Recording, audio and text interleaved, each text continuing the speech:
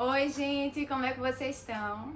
Meu nome é Thaisa Guimarães. Então, vamos bater um papo sobre Jesus, sobre a palavra de Deus. Tem papo, tem assunto melhor que esse?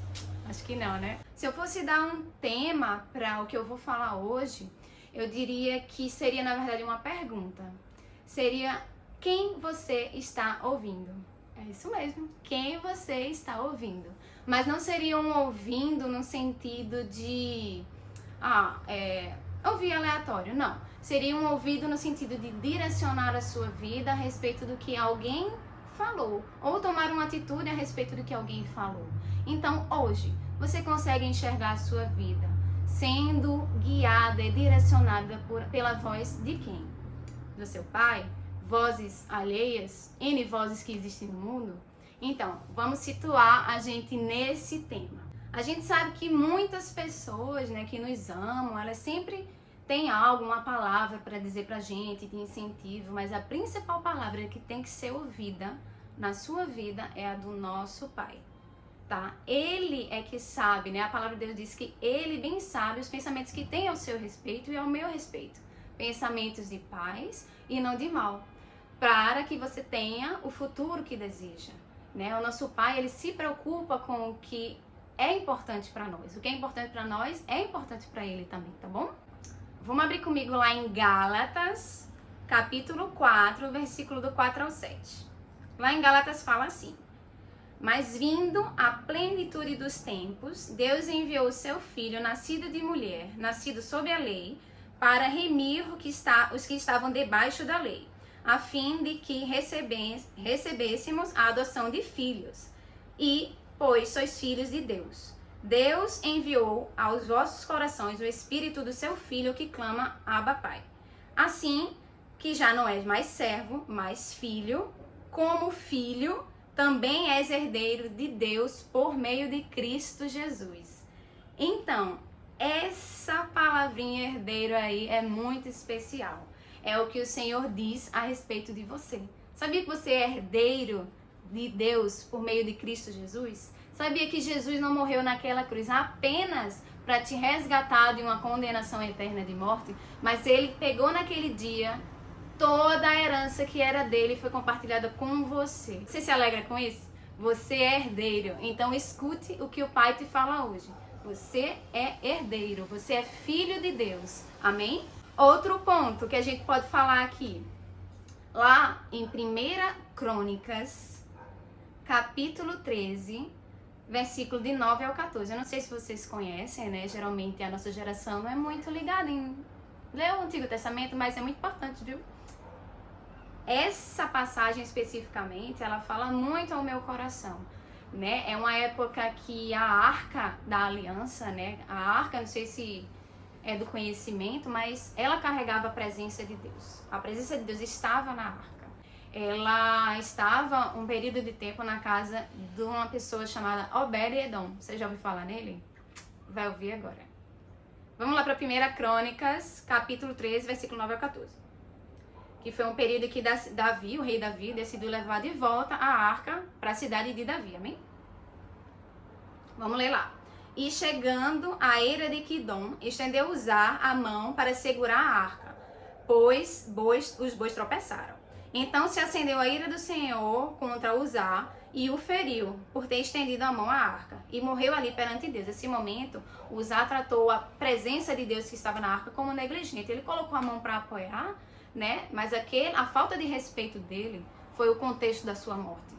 E Davi, que estava presente, né? Ele ficou muito triste. Aqui fala que Davi se encheu de tristeza de que o Senhor houvesse aberto brecha em Uzá, pelo que chamou aquele lugar de Perez Uzá até o dia de hoje. E naquele dia temeu Davi ao Senhor, dizendo: como trarei a mim a arca de Deus? Ele fez uma pergunta, né?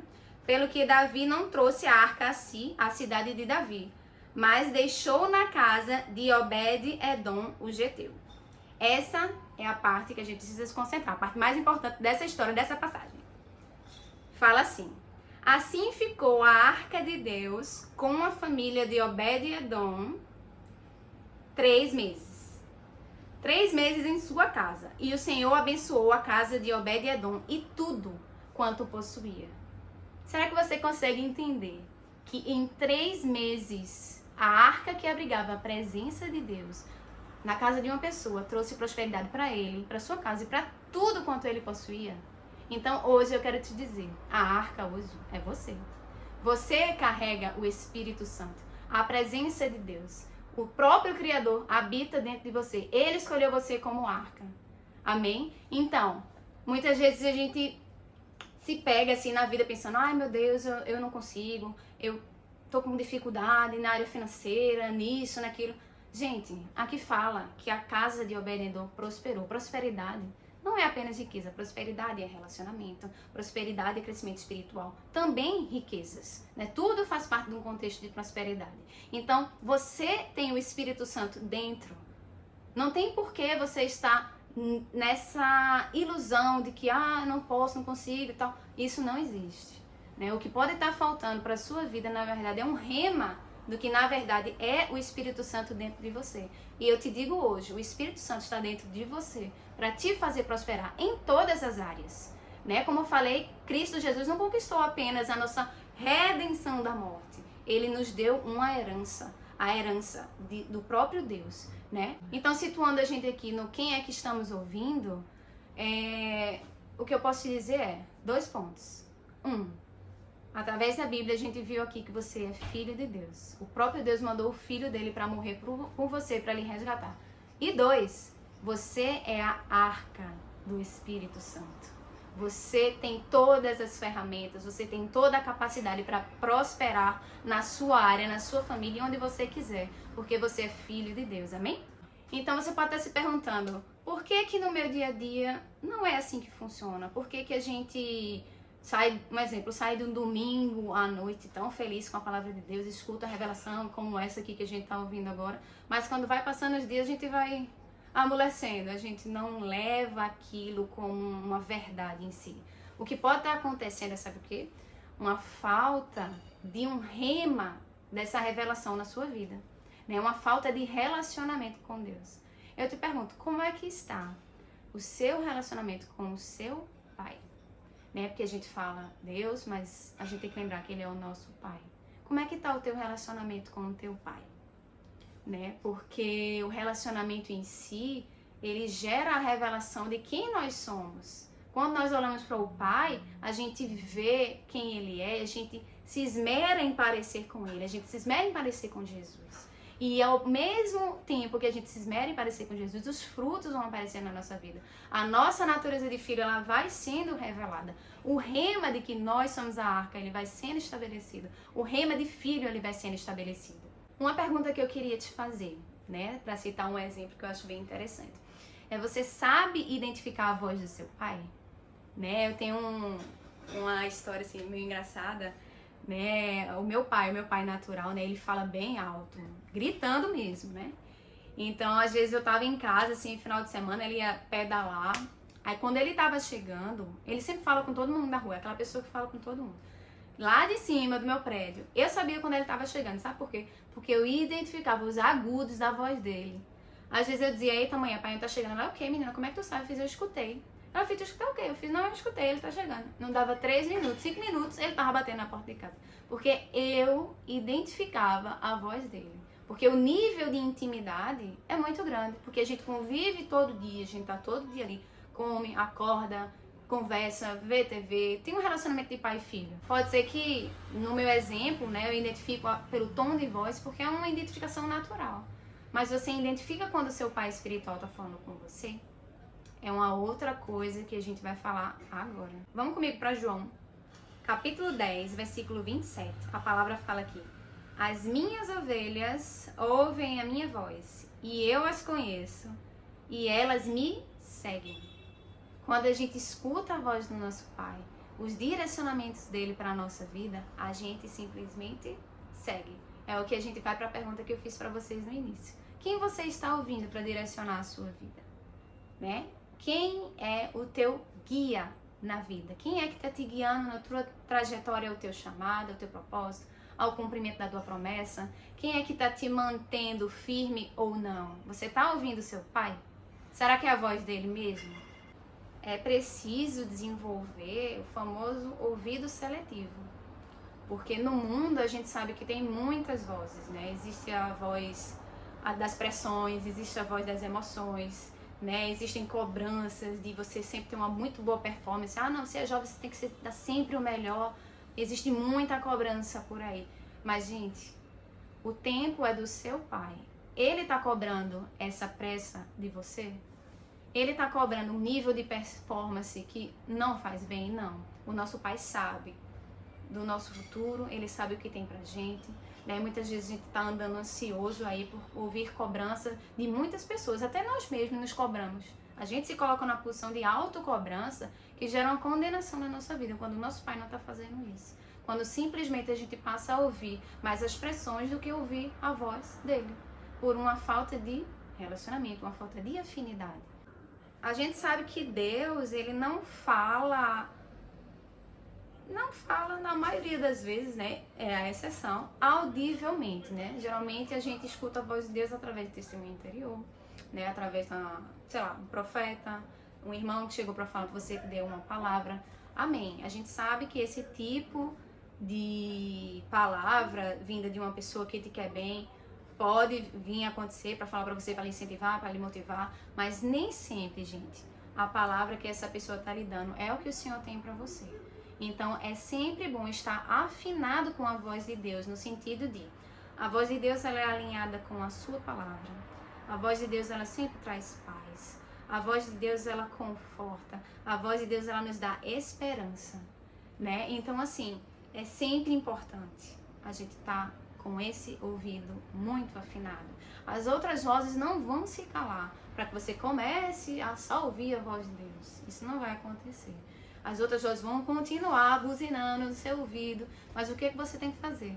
Ouvido seletivo. Já viu aquelas crianças que às vezes você tá falando, ela tá lá, tá nem aí pra você, mas se você falar, sei lá, vamos brincar, ela, na hora ela escuta. Por quê? Porque ela programou a mente dela, apesar de estar ouvindo mil outras coisas, a ouvir apenas o que ela quer. Decida ouvir apenas a voz do seu pai. Você vai saber identificar. Né? No meio da multidão, sei quando meu pai tá me chamando, conheço a voz dele, identifico quando é ele que fala através de outra pessoa para me abençoar ou não. Então, se for ele, eu aceito. Se não for, eu já deixo pra lá. Obrigada, irmão. Amém?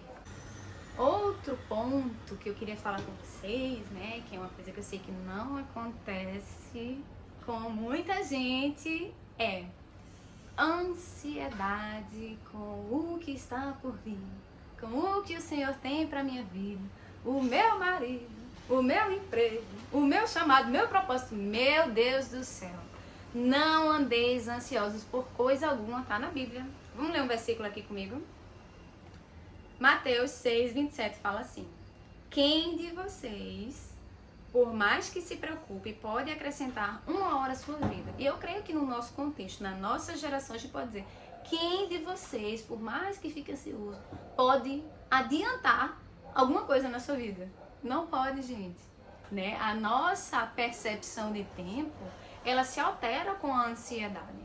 A ansiedade faz com que o tempo, entenda, o tempo ele permanece o mesmo. O tempo ele não vai, não acelera, nem fica lento, não. O tempo ele permanece o mesmo. Agora, a nossa percepção é que muda. Né? Se a gente fica naquela ansiedade, as coisas têm que estar acontecendo logo, parece que não chega nunca, gente. Né? Alguém aqui já passou um tempo, sei lá, numa sala de aula, ou querendo largar do trabalho, contando os minutos? Isso é muito ruim. Né? Uma hora parece que não passa, parece que uma hora vira 4 horas. Um exemplo que eu gosto de usar bastante, né? Porque eu gosto de treinar, eu gosto de correr, é uma esteira de academia. Já correu meia hora na esteira de academia? É uma eternidade. Ali é 5 horas, meia hora vira 5 horas. Aí quando você corre na rua, a hora no instante passa, o tempo no instante passa. Então eu creio que quando a gente está relaxado, quando a gente está descansado, as coisas, a nossa percepção de tempo, é como se o tempo estivesse passando mais rápido. As coisas vão acontecendo e você diz, eita, nem demorou tanto e tal, cumprimento a minha promessa, aquela palavra, as coisas se cumprindo. Mas quando a gente fica ansioso, quando a gente fica tenso, marcando ali, ó, o tempo parece que duplica. Né? A ansiedade ela vai atacando, a ansiedade ela adoece, tá? Isso não é da vontade de Deus. Por isso que ele adverte: não andeis ansiosos. tá? Não se condena se você tá assim. É normal acontecer da ansiedade querer ficar, mas ela não pode morar aí. Ela não pode morar no seu coração, amém? Você tem que confiar no seu Pai, no seu relacionamento com Deus, em ouvir a sua voz, ter esse tipo de sensibilidade diária com o Senhor, vai fazer com que a voz da ansiedade ela se cale, né? Porque você tem um Pai que cuida. Então, a palavra do Senhor fala, não andeis ansiosos, porque eu tenho cuidado de vós, né? A gente tenha sempre em mente que o cuidado do Senhor, ele não para, ele não esquece, ele não retarda, ele não adianta as coisas. Ele faz tudo no seu tempo. E o tempo dele é perfeito, gente. Né? A gente muitas vezes fica nessa nossa... cercado de uma realidade marcada sempre com tempos, né? A gente é de uma geração que... a gente manda uma mensagem do WhatsApp para a pessoa do outro lado do mundo, a pessoa recebe em questão de segundos e a resposta já vem. Então muitas vezes a gente acha que as respostas do Senhor, a promessa vai ser cumprida assim também. A gente vem de uma geração em que o imediatismo é muito grande, né? Antigamente as pessoas escreviam cartas, mandavam, uma semana depois chegava a resposta. Meu Deus do céu, eu não consigo pensar nisso, me dá um nervoso só de pensar, dá demora de alguém me responder. Hoje em dia, você manda uma mensagem para alguém, se a pessoa demora 2 minutos para responder, dá os 2 tracinhos, a pessoa azul, a pessoa não respondeu na hora, você já fica nervoso, já fica ansioso. No reino espiritual não é assim, gente. Não vamos trazer Deus para o nosso tempo, né? Deus viveu na época das cartas. O Pai, ele estava lá. E o Pai está na época do WhatsApp também. Mas o tempo dele sempre foi o mesmo.